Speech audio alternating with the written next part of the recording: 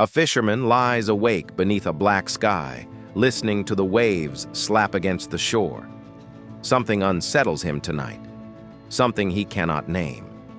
He has lived his entire life on the Sea of Galilee, waking before dawn, casting nets, hauling in fish, repeating the rhythm until his hands grew as coarse as the ropes he pulls.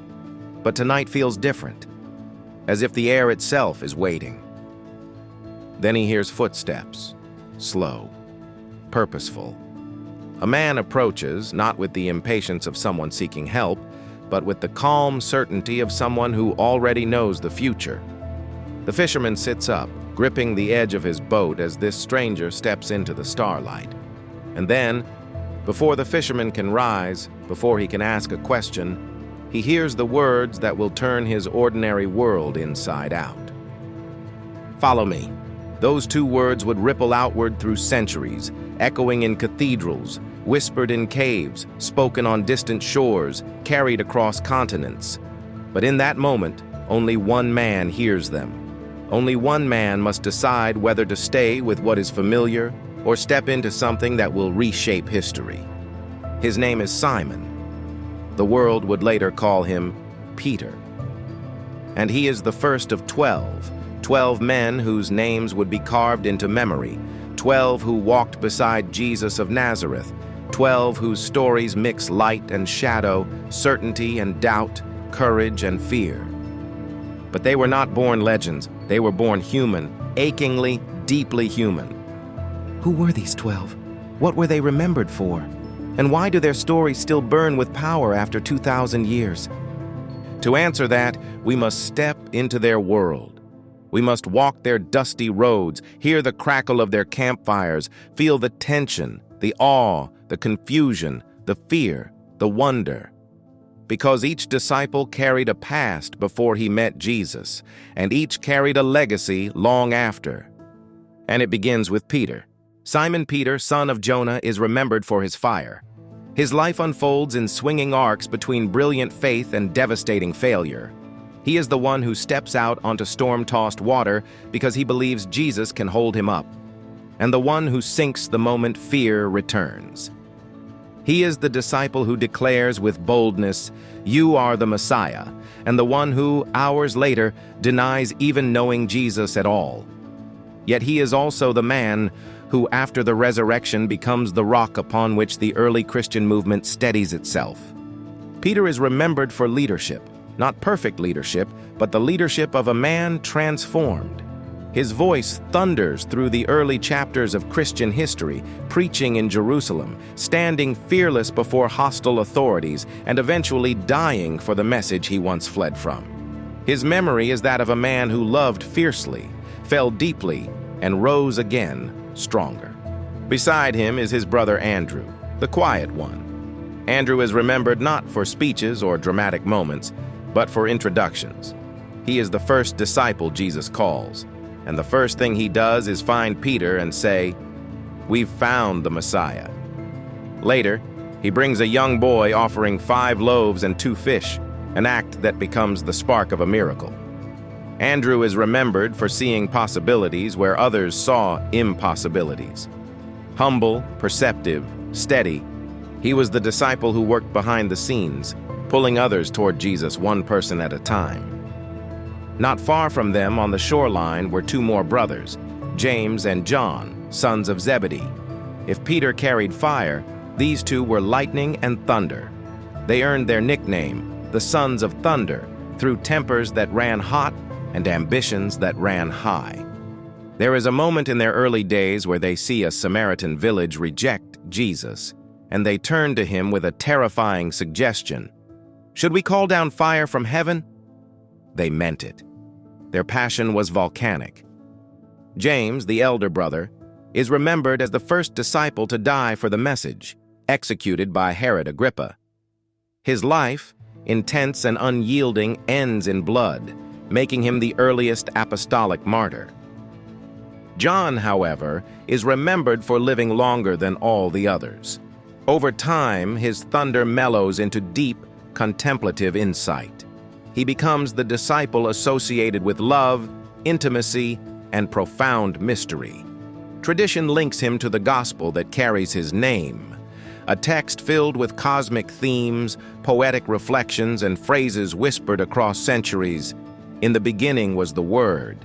He is remembered as the one who remained at the cross, the disciple Jesus entrusted with caring for Mary, and the last surviving witness of the earliest days of the movement.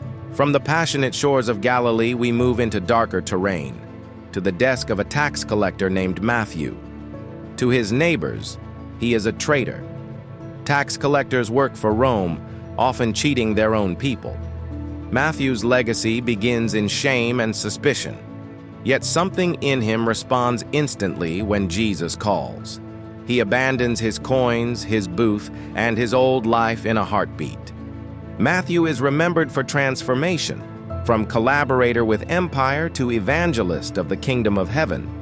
His gospel, structured and rich with teachings, becomes one of the foundational texts of Christianity. In Matthew's memory, we find the tension of mercy, that one can be lost and yet invited, despised yet chosen. Now we shift to Philip, remembered for his questions.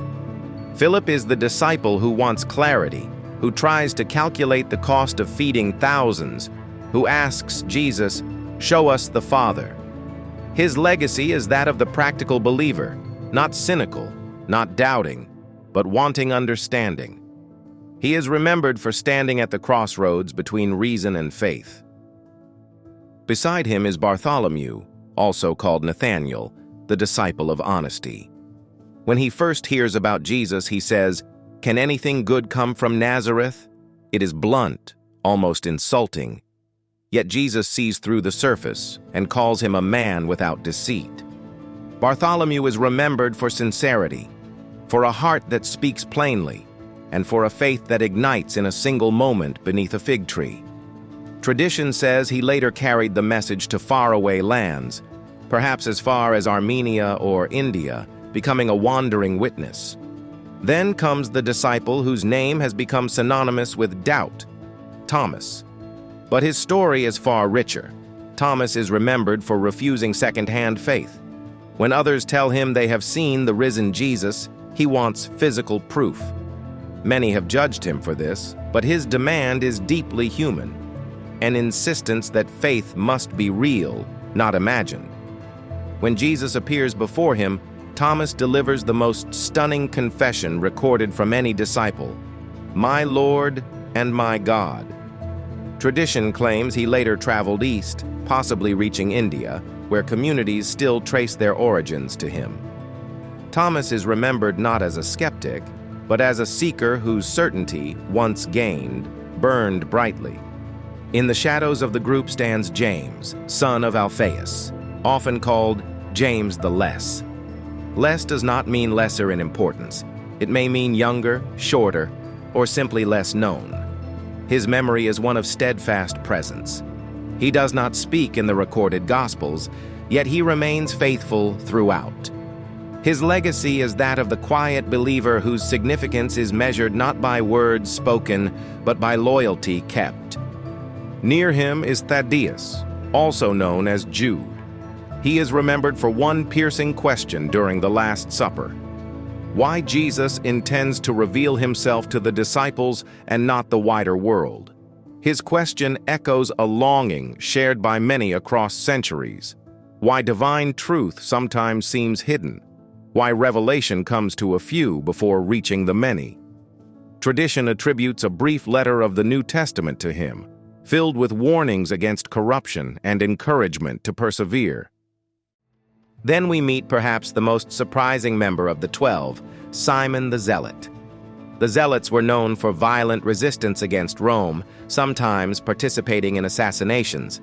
Yet here sits a former revolutionary at the same table as a former tax collector. Simon is remembered for radical transformation, from political insurgency to spiritual devotion. His presence among the 12 is a testament to unity that transcends division. Tradition says he spent his later life traveling and preaching, directing his fervor toward peace rather than rebellion. And finally, there is Judas Iscariot. His name is heavy with betrayal. Judas is remembered for the kiss in the garden, the 30 pieces of silver, the moment he led soldiers to Jesus under the cloak of night.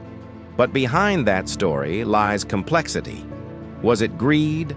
Was it disillusionment? Was it a misguided attempt to force Jesus into political action? Scholars debate, historians speculate, theologians wrestle. What survives is the tragedy of a man who walked beside Jesus, witnessed miracles, shared meals, and yet made a choice that would haunt history. His end is shrouded in grief and despair, and his memory stands as the darkest reminder of the fragility of human loyalty. Together, these 12 form a mosaic of humanity, not heroes carved from stone, but real men shaped by doubt, desire, hope, anger, ambition, and transformation. They argued among themselves. They misunderstood Jesus repeatedly. They fled when danger rose. And yet, after the resurrection, they carried the message with a fervor that could not be silenced. Nearly all of them met violent ends, executed in distant cities on roads far from home. Their deaths were not the end of their legacy. Their words, actions, and testimonies traveled farther than any of them ever did in life. Their names became the foundation stones of cathedrals, the subjects of paintings, the themes of prayers, the architecture of belief. But beneath all the centuries of tradition, their humanity still flickers. The fisherman who doubted himself, the brothers who argued, the tax collector who was hated, the questioner who needed proof, the revolutionary who laid down his dagger, the betrayer who broke under the weight of his choices. The world remembers them as the 12 apostles, but they began as 12 ordinary men who heard a simple, world-changing invitation: follow me. And from that moment, one moment on an ordinary shoreline, the world was never the same again.